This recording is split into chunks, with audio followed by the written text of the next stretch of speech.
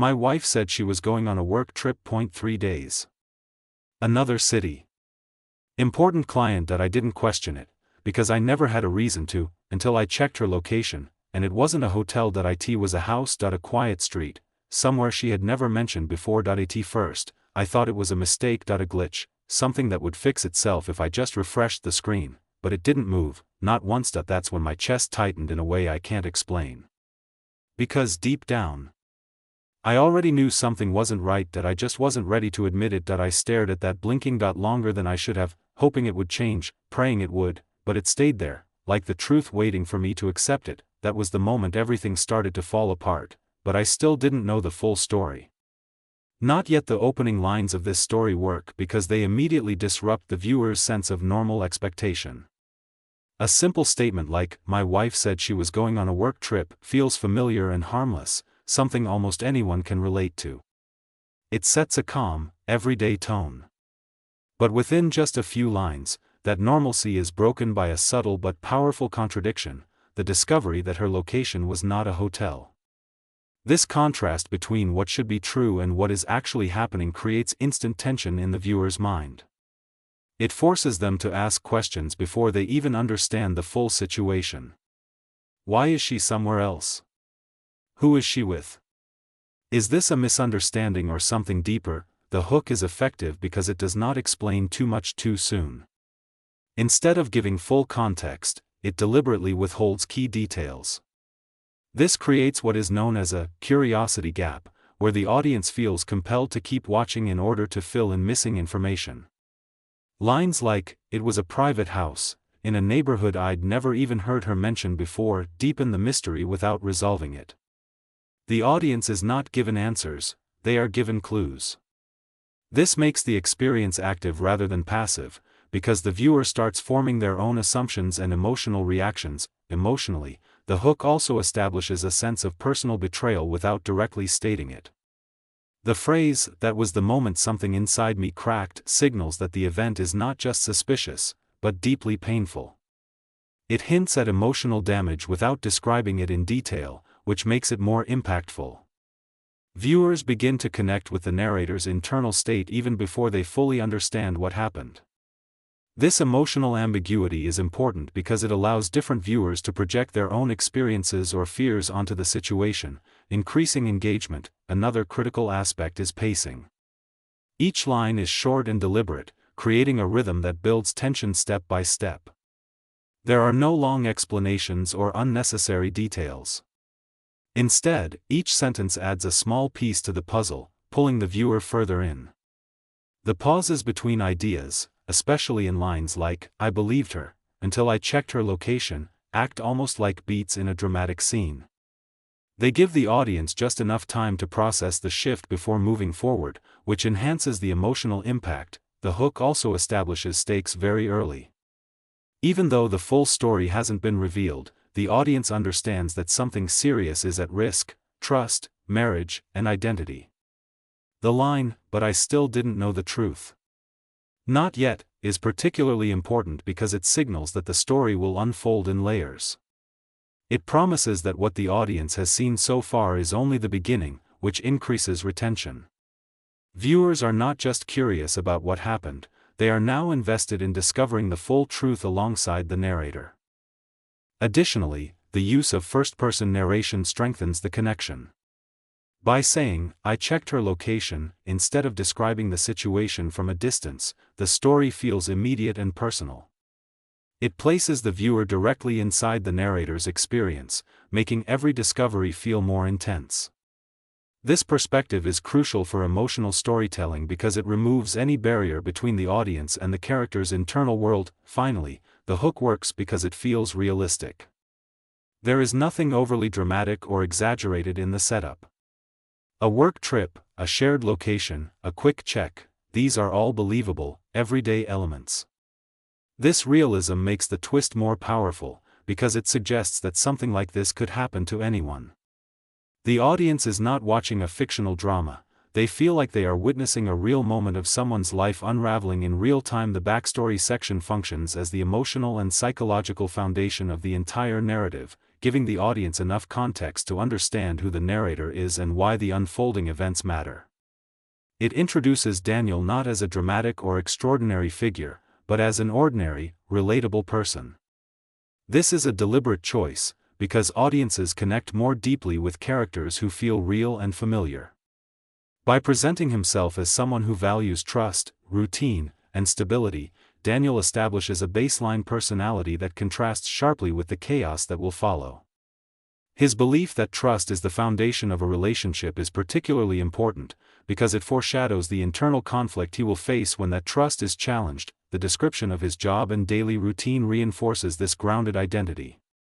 Working long hours in a practical, non-glamorous role makes him appear dependable and consistent, but also somewhat stuck in a repetitive cycle. This subtle detail adds depth to his character without over-explaining it. The audience begins to see him as someone who prioritizes responsibility over excitement, which makes the emotional stakes higher when his personal life begins to fall apart. His routine is not just a background detail, it symbolizes stability, and later, the disruption of that stability becomes more impactful. Emma's introduction serves as a contrast that enriches the dynamic between them. She is described as confident, ambitious, and forward-moving, which immediately positions her as different from Daniel. This contrast is not framed as negative, instead, it initially appears complementary, suggesting that their relationship once had balance. Daniel's admiration for her, even when he doesn't fully understand her work, adds authenticity and warmth. It shows that he respected and supported her, which strengthens the emotional weight of the eventual betrayal. The audience is led to believe that this was once a functioning, even loving relationship. The mention of their 6-year marriage and the absence of children adds another layer of realism and subtle tension. It hints at shared plans and delayed dreams, which many viewers can relate to. The repeated idea of next year suggests a pattern of postponement, which can symbolize deeper issues in the relationship. Without explicitly stating problems, the narrative begins to imply that something has been off for a while. This approach avoids heavy exposition while still building a sense of unease. The gradual shift in their relationship is one of the most critical elements of the backstory. Instead of a sudden change, the narrative shows a slow emotional drift. Conversations become shorter, silence replaces connection, and Emma becomes increasingly distant. These details are small but powerful because they mirror real-life relationship breakdowns. The audience recognizes these patterns, which makes the story more believable and emotionally engaging. The use of everyday moments, like dinner conversations fading or increased phone use, grounds the story in reality and allows viewers to see themselves in similar situations. Daniel's internal response to these changes is equally important. He notices the signs, but he chooses to rationalize them. This reflects a common human tendency to avoid uncomfortable truths, especially in close relationships. By showing that he consciously decides not to question things, the narrative adds complexity to his character. He is not naive, he is choosing comfort over confrontation. This decision creates tension because the audience understands that something is wrong, even if he is not ready to fully accept it. The line about not questioning everything because you might not like what you find encapsulates the emotional core of the backstory. It highlights the fear that often prevents people from facing reality. This fear becomes a driving force in the story, as it delays the inevitable confrontation and makes the eventual discovery more impactful. The audience is not just observing events, they are experiencing Daniel's hesitation and denial alongside him. Overall, the backstory does not aim to overwhelm the viewer with information. Instead, it carefully builds a believable world, establishes emotional stakes, and plants subtle hints of conflict. It ensures that when the main event occurs, it does not feel isolated or random, but rather like the result of a gradual and deeply human process. The main conflict section is where the story shifts from subtle unease to a clearly defined problem, but it does so in a controlled and emotionally layered way rather than through immediate confrontation. The introduction of the work trip serves as the trigger, and its effectiveness lies in how ordinary it appears on the surface. There is nothing inherently suspicious about a spouse traveling for work, which makes the situation believable and grounded. However, the way it is presented, casually, with minimal detail and emotional distance, signals that something is not right. This contrast between normal circumstances and abnormal behavior is what begins to create tension. Emma's delivery of the information is critical. She mentions the trip without enthusiasm or engagement, avoiding eye contact and offering very little explanation. These small behavioral cues carry significant weight because they suggest emotional detachment. In storytelling, actions often communicate more than words, and here, her lack of openness becomes the first real indicator of conflict. The audience starts to sense that the issue is not just the trip itself, but the shift in communication and connection within the relationship. Daniel's reaction is equally important in shaping the conflict. Instead of questioning her or asking for more details, he responds with passive support. This reinforces his established character as someone who avoids confrontation and prefers to maintain stability. His choice to accept the situation at face value, despite noticing inconsistencies, adds an internal layer to the conflict. It is not just about what Emma is doing, but also about Daniel's reluctance to challenge it. This dual tension, external suspicion and internal denial, keeps the narrative engaging. The events leading up to her departure further intensify the emotional distance. The quiet packing, the lack of conversation, and the absence of warmth all contribute to a growing sense of disconnection. These moments are deliberately understated, but they build a strong emotional atmosphere. The audience can feel that something is breaking down, even though no explicit argument or confrontation occurs. This approach mirrors real-life situations where relationships deteriorate gradually rather than through dramatic incidents. The night before she leaves is particularly significant because it highlights the emotional gap between them. Physical proximity is contrasted with emotional distance, especially when she turns away in bed. This small action symbolizes a deeper separation, making the conflict feel personal and intimate. It is not just about suspicion, it is about the loss of connection and familiarity. The line describing her as a stranger reinforces this idea, marking a turning point in Daniel's perception of the relationship. Another key aspect of this section is the use of restraint. The story does not immediately reveal betrayal or provide concrete evidence. Instead, it builds anticipation by focusing on subtle inconsistencies and emotional cues. This keeps the audience engaged because they are trying to interpret the situation alongside the narrator. The lack of clarity becomes a tool for increasing suspense, as viewers begin to question what is really happening. The transition to the second day of the trip acts as a bridge between suspicion and discovery. By delaying any major revelation, the narrative allows tension to build naturally. The audience is given enough information to feel uneasy, but not enough to reach a definitive conclusion. This balance is crucial because it maintains curiosity without resolving the conflict too early. Overall, this section establishes the core problem of the story in a way that feels realistic and emotionally grounded. It is not driven by dramatic accusations or sudden revelations, but by subtle shifts in behavior, communication, and trust. The conflict emerges gradually, making it more believable and relatable. At the same time, it sets the stage for the more intense developments that follow, ensuring that the audience remains invested in discovering what is truly happening beneath the surface. The struggle phase is where the emotional weight of the story fully settles in, transforming suspicion into internal conflict and psychological tension. This part is not driven by external confrontation, but by what happens inside the narrator's mind after the first concrete sign that something is wrong. The discovery of the location acts as a catalyst, but the real focus is on how Daniel processes that discovery. The moment he sees that the location is not a hotel, the story shifts from uncertainty to a painful awareness that something is deeply off.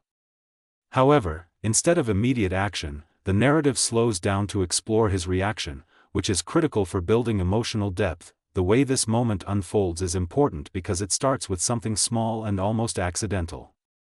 He is not actively trying to catch his wife or prove anything. He stumbles upon the information while doing something routine. This reinforces the realism of the situation and makes the discovery feel more authentic. It also removes any sense of premeditated suspicion, which keeps the audience aligned with his perspective. He is not looking for betrayal, but he finds something that forces him to question everything. The repeated checking of the location adds a layer of psychological tension. Each refresh of the screen represents a hope that the situation will correct itself, that it might be a mistake or misunderstanding. This repetition mirrors how people often react to uncomfortable truths. They look for alternative explanations, trying to delay acceptance. The detailed focus on the map, the street name, and the house number makes the situation feel precise and undeniable. It shifts the narrative from vague suspicion to something concrete, which intensifies the emotional impact. At this stage, the conflict becomes internal rather than external. Daniel is not confronting Emma, he is confronting his own thoughts. The hesitation to call her is a key moment because it shows that he is not ready to face the truth directly. This hesitation is driven by fear, not just of what she might say, but of what it would mean for his life if his suspicions are confirmed. The line between knowing and admitting becomes the central tension, and the audience is drawn into that space of uncertainty. The sleepless night further amplifies this internal struggle. It is not just about the present moment, but about how past experiences are reinterpreted in light of new information. Every late night, every ignored call, every small inconsistency begins to take on new meaning. This retrospective realization is powerful because it creates a sense of inevitability, as if the signs were always there but went unnoticed or ignored.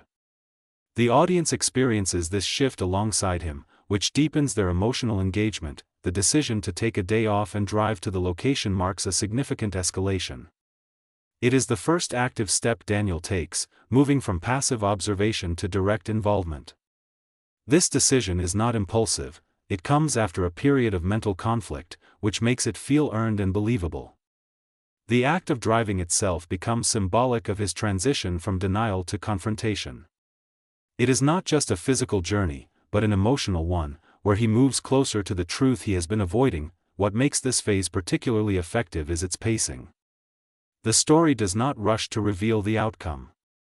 Instead, it lingers on the emotional process, allowing the audience to fully experience the tension and uncertainty. This creates a stronger connection to the narrator, as viewers are not just observing events but feeling the weight of each decision and realization. The struggle phase also highlights vulnerability. Daniel is not portrayed as strong or decisive in this moment, he is confused, afraid, and conflicted. This vulnerability makes him more relatable and human. It shows that strength does not come from immediate action, but from the ability to face uncomfortable truths over time. The audience sees a person on the edge of a major realization, not yet transformed, but no longer able to return to ignorance.